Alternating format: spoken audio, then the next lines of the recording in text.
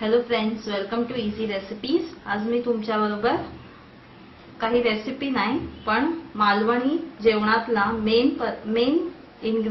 Thing मी share करणार आहे। ते म्हणजे आमचं वाटण, मालवणी वाटण। टिपिकल मालवणी घरात किंवा कोकणी घरात या वाटणाशिवाय जेवण इम्पॉसिबल आहे। तो मी पहिली तुम्हाला इन्ग्रेडियंट्स दाखवते। मी इथे 2 कांदे घेतलेले आहेत, फ्रेशली ग्रेटेड कोकोनट ओलं खोबरं घेतलेलं आहे थोडंसं, 1 वाटी सुकं खोबरं, अर्धा इंच आलं, 5 ते 6 पाकळ्या लसूण आणि हा थोडासा खडा मसाला।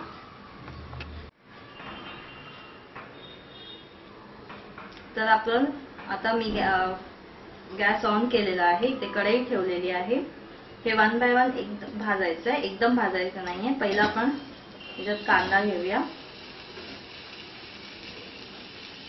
ह्याच्यातच आपल्याला लसूण आणि हे आलं मिक्स करायचं आहे आणि हे मीडियम फ्लेमवर भाजायचं आहे। आधी असंच भाजायचं आहे, मग ह्याच्यात जरासा कांदा लाल झाला की मग ह्याच्यात तेल टाकायचं आहे। चांगला कांदा लाल करून घ्यायचा आहे। हे वाटण तुम्ही आठवडाभराचं काढून ठेवू शकता। प्लीज वाटून मिक्सरमध्ये ग्राइंड करून फ्रीजरमध्ये ठेवून हे आठवडाभरासाठी तुम्ही वापरू शकता। जे वर्किंग वुमेन आहेत त्यांना झटपट सकाळचं जेवण करावं लागतं, तर हे असं वाटण काढून हे तयार असलं की पटकन जेवण म्हणजे आमच्या उसळी, सगळ्या भाज्या कडधान्याच्या ह्या वाटणापासूनच, हे मेन इन्ग्रेडियंट आहे, वाटणापासूनच होतात। हे असं टिपिकल वाटण। आणि जे बिगनर्स आहेत, जे जेवणाला नवीन लग्न झालंय, जे जेवण शिकतायत, त्यांनी प्रथम जर मालवणी घरात लग्न होणार असेल तर पहिलं हे वाटण शिकलं पाहिजे। मी हे माझ्या मम्मीकडनं शिकलेली आहे। सो अशा प्रकारे आपला कांदा भाजून तयार आहे। आता आपण या कांद्याला काढायचं सेम डिश मध्ये साईडला। फ्लेम गॅसची स्लो करायची आहे।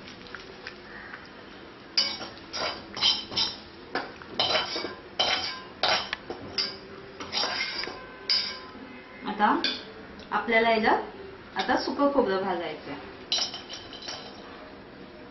हे भाजताना आपल्याला गॅसची फ्लेम जास्त फास्ट पण नको आणि जास्त स्लो पण नको, मीडियम फ्लेमवर गॅस ठेवायचा आणि हे भाजायचं, म्हणजे ते छान भाजलं पण जातं। आता आपण हे मीडियम फ्लेमवर आपण आता हे खोबरं भाजणार आहोत। 5 ते 10 मिनिटं लागतात। हे वाटण करायला वेळ लागतो, पण हे एक दिवस तुम्ही वेळ काढून हे केलं की आठवडाभरासाठी आपलं काम वाचतं। आपण पटकन ह्या वाटणापासून आपण चिकन पासून नॉनव्हेजच्या डिशेस पण बनवू शकतो, इतकं इम्पॉर्टंट आहे हे वाटण मालवणी जेवणामध्ये। सो अशा प्रकारे आपलं सुकं खोबरं पण भाजून झालेलं आहे। ह्याला जास्त करपवायचं नाहीये आपल्याला, जरा क्रिस्पी असं कुरकुरीत टाईप झालं की आपल्याला हे काढायचंय। पण आता हे काढून घेतोय।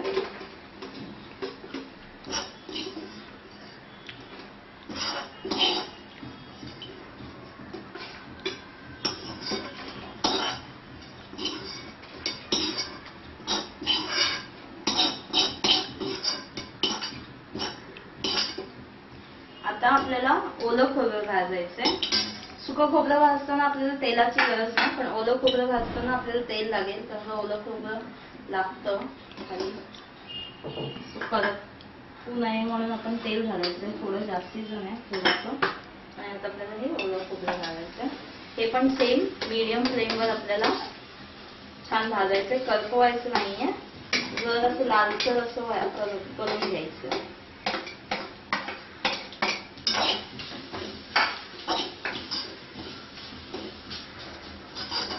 हे मी इथे तुकडे पण घेतलेले आहेत खोबऱ्याचे ओल्या, तर हे पण असं घेतलं तरी काही हरकत नाही, कारण का एकदाच आपण ते मिक्सरमध्ये ग्राइंडच करणार आहोत। सो अशा प्रकारे आपल्याला हे भाजून घ्यायचं आहे। छान या खोबऱ्याचा छान सुगंध यायला लागलाय।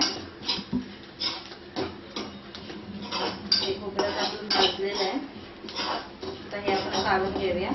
जास्त लाल नाही करायचंय।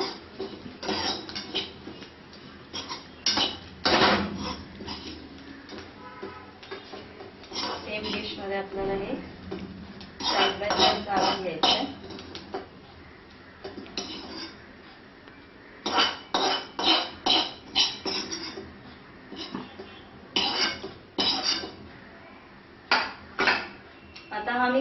मसाला घालते, जो आपल्याकडे अवेलेबल असेल तो मसाला आपण हे करायचा, जास्तीचा नाही, थोडासा. आपण आपल्या जेवणामध्ये गरम मसाला घालतोच, पण हा जरा जेवणाला पण वेगळं फ्लेवर येतं आणि वाटण्याला पण छान सुगंध येतो. त्यामुळे हा थोडासा लो फ्लेमवर आपल्याला भाजायचा, जास्तीचा भाजायचा नाहीये, जरा क्रिस्पी होईपर्यंत. जेवढं तुमचं वाटण असेल तेवढं तुम्ही हा मसाला घ्यायचा, जास्तीचा नाही. आणि जर हे नसेल तुमच्याकडे तर काही गरज नाहीये, एवढ्या गोष्टींनी पण तुमचं वाटण पूर्ण होऊ शकतं. हे पण आपलं तर झालेलं आहे बऱ्यापैकी. त्याला जास्त आपल्याला करपवायचं नाहीये, ह्याला पण भाजून घ्यायचं.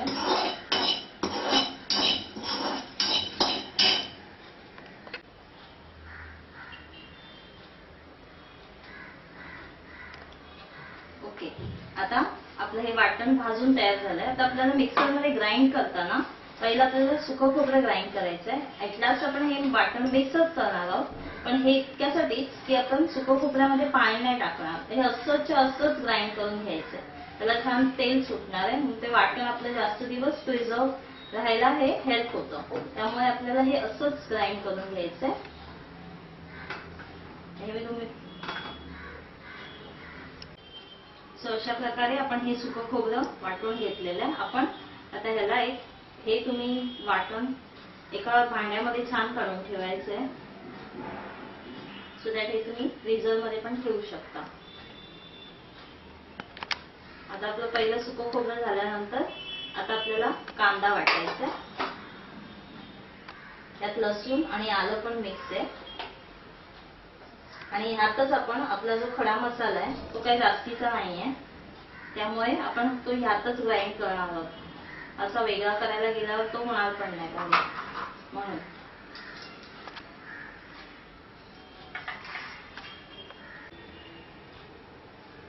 सो आपला कांदा आणि जो खडा मसाला आहे तो पण अशा प्रकारे वाटून झाला. हे आपल्याला ह्याच्यातच मिक्स करायचं आहे. अच्छा, कांदा ग्राइंड करताना पण तुम्हाला पाणी टाकायची गरज नाही, ऑलरेडी तो ग्राइंड होतो, तेल असतं आणि मऊ असतो, त्यामुळे अजिबात पाणी टाकायचं नाहीये ह्याच्यात पण.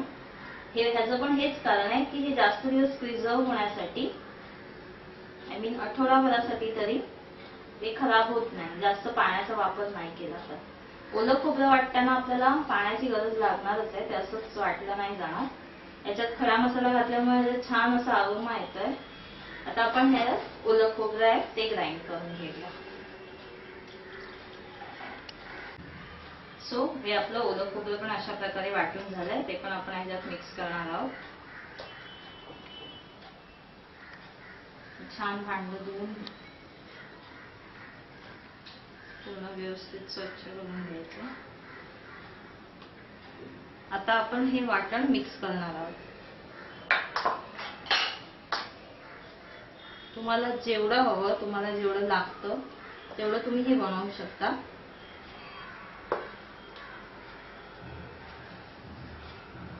आणि आठवडाभर फ्रीज मध्ये प्रिझर्व करू शकता.